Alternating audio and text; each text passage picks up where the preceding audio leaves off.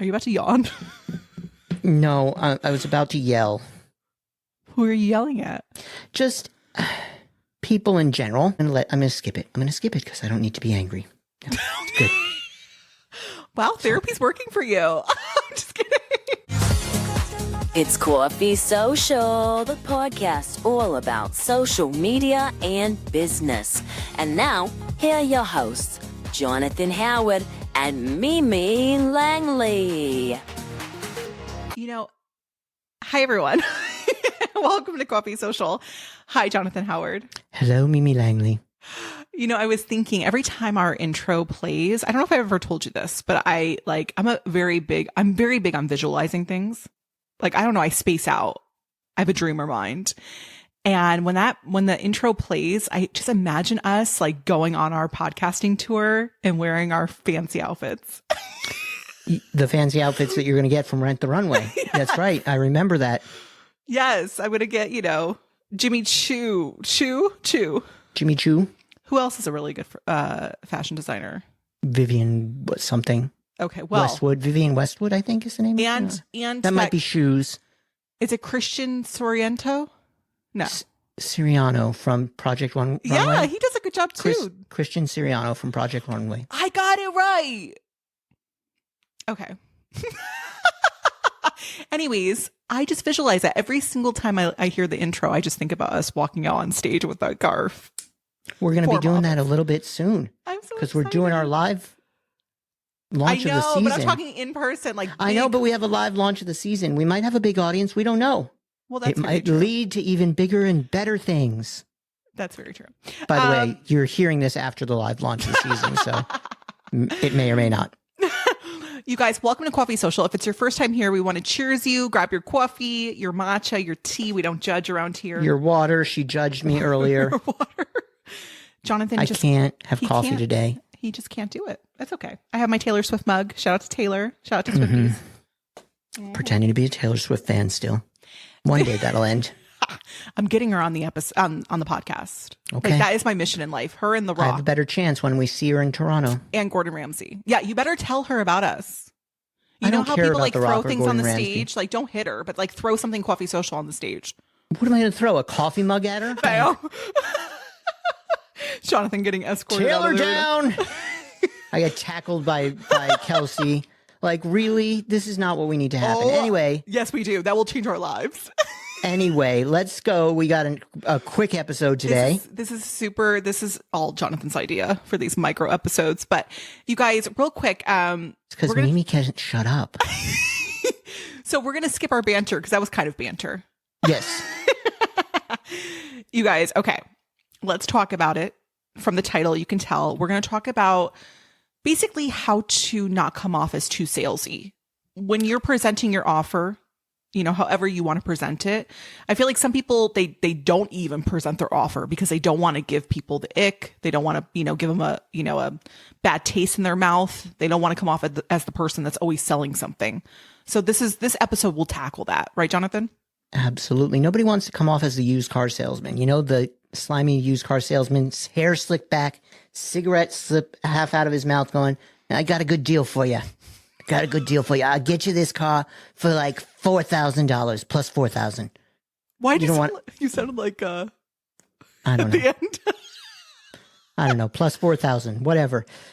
Nobody wants to be that person, but you're not that person. You're not that person. It's not how we sell. I mean, there are some slimy sellers, but that's not how people normally sell in the industry. Like, we're talking to you directly because you're right. There are people that are scamish and that just don't do it the right way. But if you think about who you are, like, who you are and the way you show up. And so you deserve, we're going to use a yo-fit word, you deserve to present your offer and you deserve to make money. You're solving a problem for the people that you're helping. You're solving a problem. And when you think of it that way, you're actually doing them a favor by selling it to them. That's so true. It really is your mindset that's messing with you. Because if he or she can go out there and sell every single day, why can't you? It really is your limiting belief and what you think about it. And if you switch it like Jonathan just did, if you switch it from selling to I'm giving them a solution to their problem, it might make you feel a lot better. Yep. Absolutely.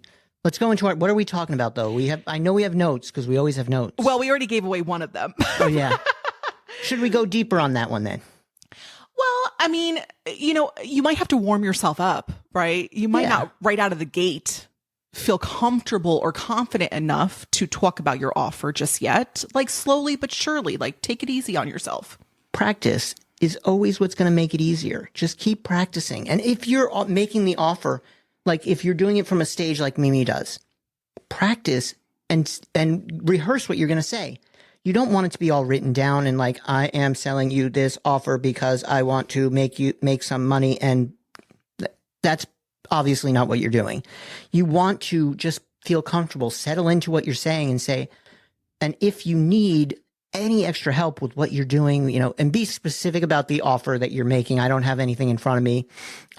But be very specific about how you can help them and what solutions you provide. And then what the outcome is after they get your solution, because they're going to be going from that sad moment where they have a problem to that happy moment where that problem is solved. Yeah, I love that, Jonathan. And you want eventually at the end of the day, you'll reach the point after you're done practicing and actually just doing it live. Like you'll reach the point where it just comes out naturally and it feels natural to talk about your own stuff.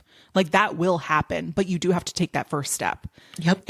And the other thing too is, you'll find little pockets, like, because people are like, well, how do I set it up? How do I make it? Like we're trying to, some of us are perfectionists. I'm still working on recovering from that, but it's like, it doesn't have to be which way one or the other. Like sometimes when I'm hosting a live room, maybe you're going to be hosting a live on Instagram. Sometimes like I'm talking about something and then my offer pops into my head and I'm like, this is the perfect time to mention it. So mention it because it makes sense. Right. Absolutely. When you have those moments and even if it's something like somebody comes up on stage and asks you a question and you're going to answer part of that question, but the rest of it is a lot of information that you don't have time to provide because you've got other people in line or whatever. You can simply say, this is where you want to start and give them that breakdown. And don't forget to mention that you've got the other thing that's going to solve all the rest of their problems. What you just said, like, because people are so nervous to talk about what they offer, it's like they answer the question and then that's it. They just kind of wait for people to, again, go to their profile, click the link that's in there or whatnot. And it's like, you guys. They don't do that. Go ahead. Yeah, tell them, Jonathan, how it is. They don't do that. People are lazy as ooh, I won't use that word. People are lazy as shit. They don't do it. They don't. They're going to, unless you tell them to do something, they're not going to do anything. So tell them, hey, by the way, I've got this great offer for you. It's going to help solve these problems. Click the link in my bio or send me a word that says this or whatever, or come here and give me your cash right now, whatever. But until you tell them to do that, they're not gonna. And just know, like, you don't just do it once and then think it's over because no one bought. They obviously don't care. Like you have to be selling all the time. And again, do it in your own natural way. Are you about to yawn? No, I was about to yell. Who are you yelling at? Just people in general. I'm going to skip it. I'm going to skip it because I don't need to be angry. No, it's good. Wow, therapy's working for you. I'm just kidding. No, what I was going to say is that there are so many people out there that they are selling and they suck at whatever they're doing. They suck at the job that you have that you're actually good at. And you're not selling because you're afraid that people might judge you. People might not like your offer. And you're 100 times better than the people that are actually making money. So why aren't you selling things? Go out and sell. So important. And you guys, you're so right. There's so many different ways to sell. Again, it doesn't have to look like one cookie cutter way, and Google, different examples of how to sell things. Yep. And you could take little pieces from what people do. Pay attention to that too. Do a little bit of market research. Pay attention to how people are presenting offers on all the different platforms that you choose to be on. Absolutely. And you can grab some things. The other thing too is little steps. We talked about that. If you're not fully comfortable, little steps. And one of the steps can literally just be getting people onto your email list. We talked about this in the other episode about monetizing on social media, but you might not necessarily sell directly in that post or in a live room or a live stream. Maybe you'd rather get them on the email list and sell them that way. You have to just find your angle. But the point is, at the end of the day, sell, Yes. tell people, not sell. Tell people that you have a Serve. solution. Serve. Yeah. Serve them.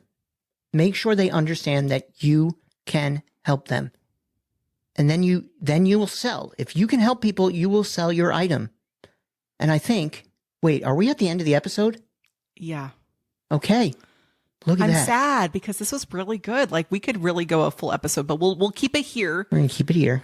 I mean, we're going to not yell anymore. We could always come back to it too. I think this would be good to present to a guest or a round table in the future. Yeah. Absolutely.